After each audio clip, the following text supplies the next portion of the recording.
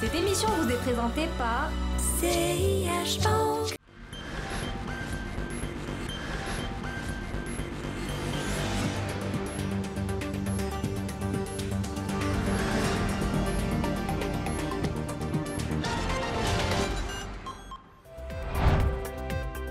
En gestation depuis une dizaine d'années, la norme IFRS 17 qui régit les contrats d'assurance arrive à grands pas. L'Association marocaine des consolideurs financiers, profession directement impliquée dans la mise en œuvre de cette directive comptable, et le cabinet de conseil et d'audit Landis Africa ont organisé une rencontre pour débattre des enjeux de ce qui pourrait être, après le projet de solvabilité et par les risques, le grand sujet du secteur des assurances pour les 3 prochaines années.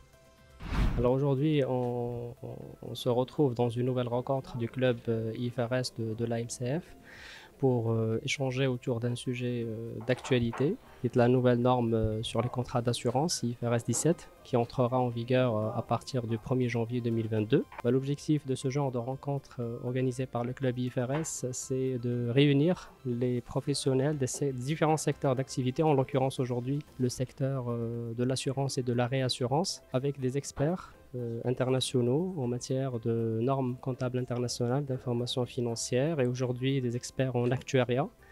Pour objectif justement premier, c'est comprendre la norme d'abord, parce qu'il s'agit d'une nouvelle évolution normative. Donc il s'agit de présenter les principaux changements, les principales nouveautés apportées par ce nouveau texte.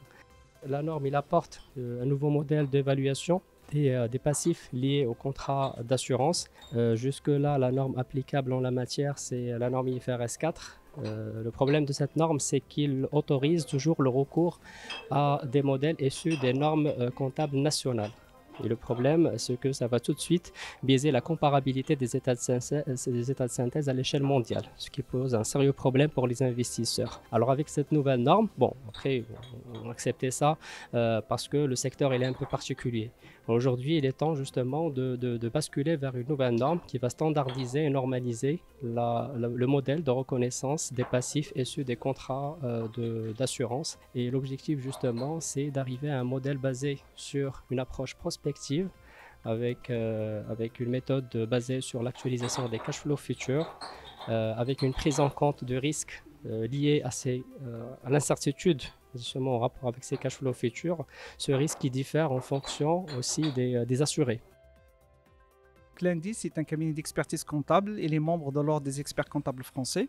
Il est situé à Paris, à Saint-Lazare. On a un bureau, le siège social. Et en vue de développement à l'international, on a créé une Landis Africa qui a pour ambition de conquérir le marché africain au niveau de l'accompagnement de toujours notre créneau, c'est les banques et les assurances. Donc on accompagne au niveau des risques, que ce soit par exemple pour les assurances au niveau des risques S2, SBR ou IFRS 17, et pour les banques c'est exactement la même chose, les risques BAL 2, BAL 3 et IFRS 9.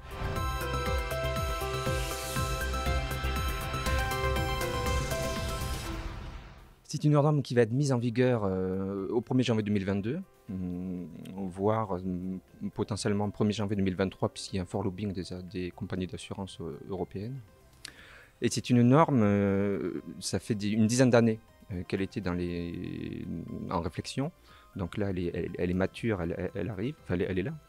Et elle va révolutionner vraiment les états financiers et la manière de produire les états financiers consolidés. C'est une norme qui va nécessiter un gros travail d'évolution des systèmes d'information, un gros travail de concertation entre les différents contributeurs, puisqu'il va y avoir beaucoup plus d'actuariat.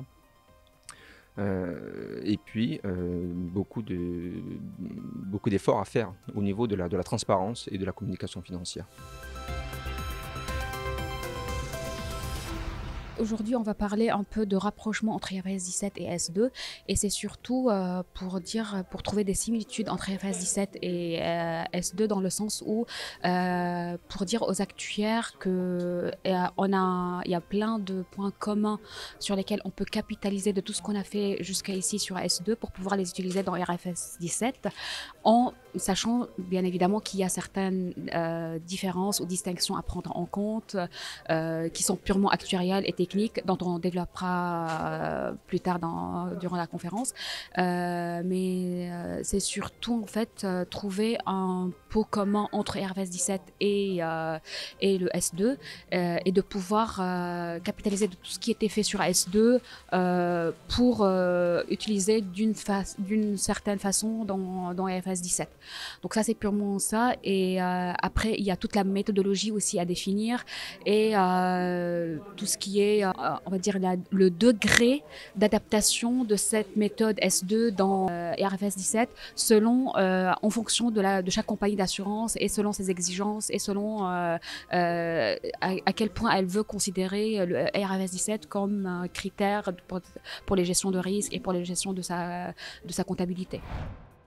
Les professionnels sont unanimes sur le retard pris par les compagnies d'assurance dans l'implémentation de la norme. Beaucoup pensent que les impacts sur les fonds propres des assurances seront au moins aussi importants que ceux de l'IFRS 19 sur les fonds propres des banques.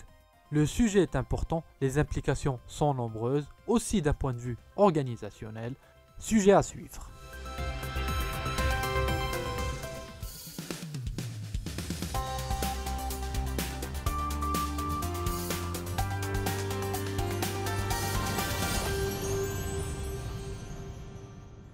Cette émission vous a été présentée par CIH Bank.